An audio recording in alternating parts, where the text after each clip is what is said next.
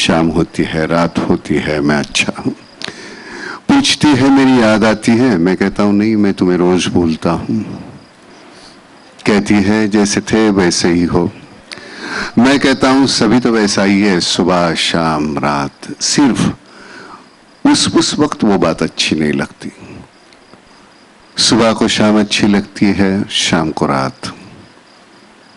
वो चुप, मैं चुप। उसे जाना होता है, वो चली जाती है। फिर सुबह होती है, शाम होती है, रात होती है। कविता रिसाइट करने में बड़ा मजा आता है। घर में है बच्चे ही लोग, चार दीवारें, छत और मैं। रात सांवली, एक सहेली, गोरा चिट्टा दिन है दोस्त। घर में है बच्चे ही लोग, चार दीवारें, छत और मैं। टहलने निकले तन्हा परछाई, मैं भी उसके पीछे चलूं। नीले अंबर के कागज पर पंछी होकर चित्र बनूं। इंद्रधनुष की तिरछी डाली पर चिपकी गीली गीली ओस। घर में है बच्चे ही लोग, चार दीवारें, छत और मैं। तो बड़ा अच्छा लगता है। अब जो लफ्ज है, वो जो वर्ड्स है, वो ऐसे छोड़ने में ऐसे आहिस्ता आहिस्ता। वो तो बड़ी पुरानी है जो जावेद साहब ने लिखी थी। कैसे बताओ मैं तुम्हें, मेरे लिए तुम कौन हो। कैसे बताओ मैं तुम्हें, तुम धड़कनों का गीत हो, जीवन का तुम संगीत हो। तुम जिंदगी, तुम बंदगी, तुम रोशनी, तुम ताजगी, हर खुशी, प्यार हो, प्रीत हो, मनमीत हो। आंखों में तुम, यादों में तुम, नींदों में तुम, ख्वाबों में तुम हो मेरी हर बात में, तुम हो मेरे दिन रात में। तुम सुबह में, तुम शाम में, तुम सोच में, तुम काम में। मेरे लिए पाना भी तुम, मेरे लिए खोना भी तुम, मेरे लिए हंसना भी तुम, मेरे लिए रोना भी तुम, और जागना सोना भी तुम। जाऊं कहीं, देखूं कहीं, तुम हो वहां, तुम हो वहीं। कैसे बताऊं मैं तुम्हें, तुम बिन तो मैं कुछ भी नहीं। कैसे बताऊं मैं तुम्हें, मेरे लिए तुम कौन हो। बड़ा अच्छा लगता है। कोई कुछ लिखता है ऐसे तो बयां करने में बड़ा मजा आता है। हाँ मेरे दोस्त, वही बारिश जो आसमान से आती है, बूंदों में गाती है, पहाड़ों से फिसलती है, नदियों में चलती है, नहरों में मचलती है, कुएं पोखर से मिलती है, खपरेलों पर गिरती है, गलियों में फिरती है, मोड़ पर संभलती है, फिर आगे निकलती है।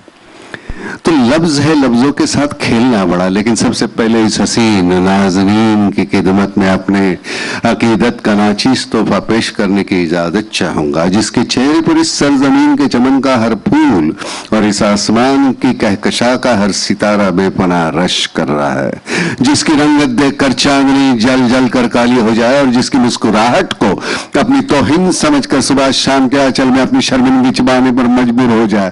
तो बड़ा मजा आता है।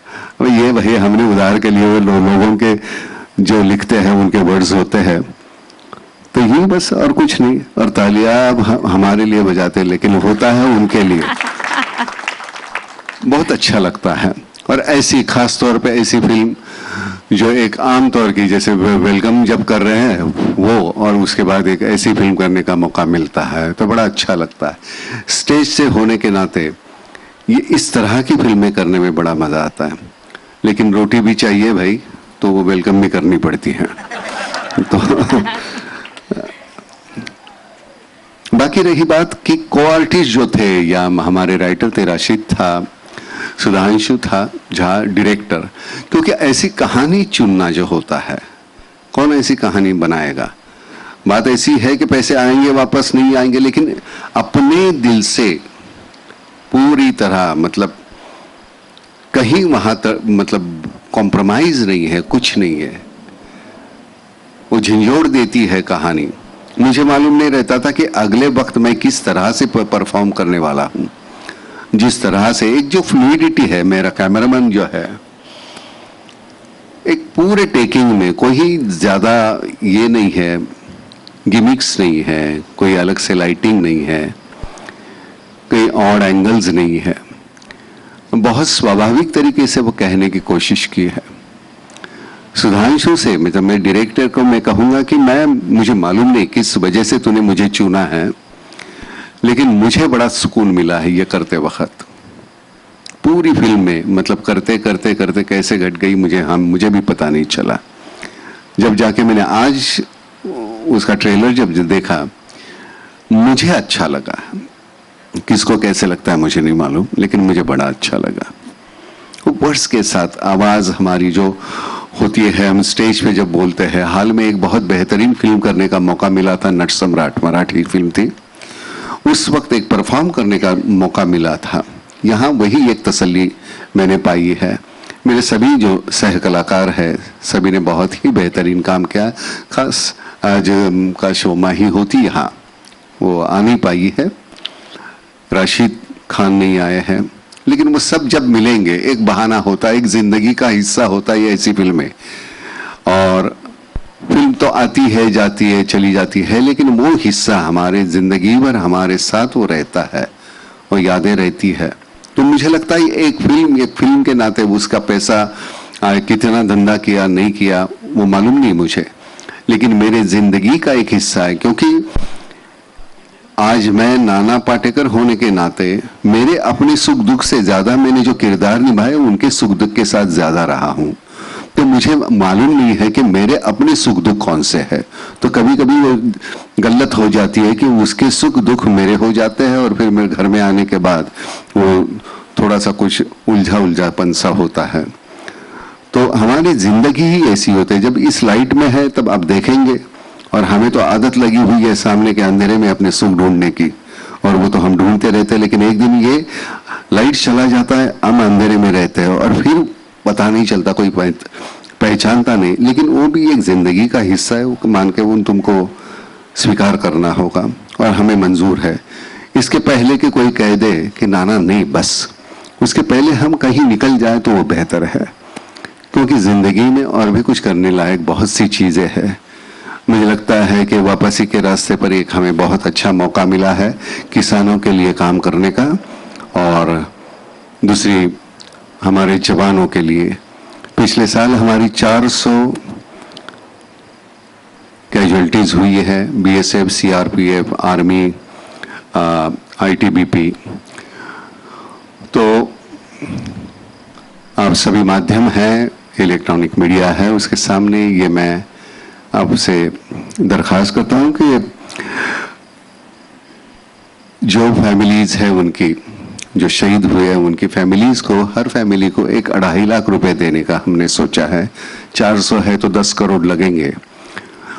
ये कहने के लिए मैं नहीं कहता, गलत मत समझिएगा, लेकिन उसमें मुझे तब हक बनता है कि आप उसमें कुछ हिस्सा उठाओ, तो उसके पहले मुझे उठाना चाहिए। तो मैं समझता हूं कि मेरे तरफ से मैं एक 50 लाख या 1 करोड़ मैं दे दूंगा।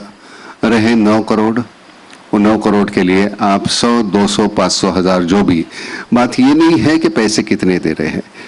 सरकार की तरफ से तो वो हो ही रहा है, लेकिन मुझे लगता है कि ये हमारी जिम्मेदारी है कि हमारा जवान ये समझे कि हमारे बारे में हमारा समाज सोच रहा है उनके बारे में। तो मुझे लगता है ये जेस्चर होना चाहिए। तो ये आज वजह थी तो मैंने ये कह दिया। भरत भाई, फिल्मों से ज्यादा मैंने अभी मतलब मेरा वक्त वहाँ ज्यादा चला जाता है। कभी कभार पैसे कम हो गए तो मैं, आप जैसे प्रोड्यूसर होते कहते हैं कि चलो नाना फिल्म करोगे, तो मैं करता हूँ, और जो मुंह मांगी जो दाम है वो दे देते हैं ऐसे लोग तो कोई प्रॉब्लम नहीं। लेकिन अभी जिंदगी में जितना कुछ मांगा था, सोचा था ऊपर वाले के पास, उससे कई गुना ज्यादा दे दिया है उसने। तो वही हमारी जिम्मेदारी है कि लौटा देना है समाज को वापस। तो मुझे लगता है वो हम कर लेंगे। अब धन्यवाद।